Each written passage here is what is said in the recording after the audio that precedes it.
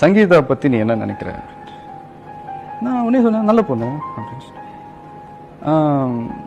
அவங்க ஃபேமிலி பற்றி நீ என்ன? நல்ல ஃபேமிலி, நல்ல பொண்ணு, நல்லா படிச்ச பொண்ணு. ஏன் கேட்குறீங்க?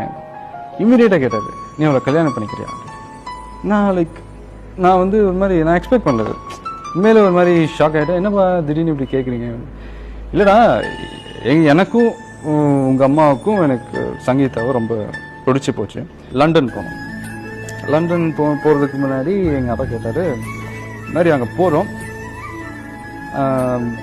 உன்னை வந்து அந்த பொண்ணை உனக்கு நிச்சயம் பண்ணலாமா, முடிவு பண்ணிக்கலாமா அப்படின்னு. அதுக்கும் நான் ஒரே வார்த்தை சொன்னேன், உங்கள் இஷ்டம்ப்பா. ஸோ அதே மாதிரி லண்டன் போனோம்.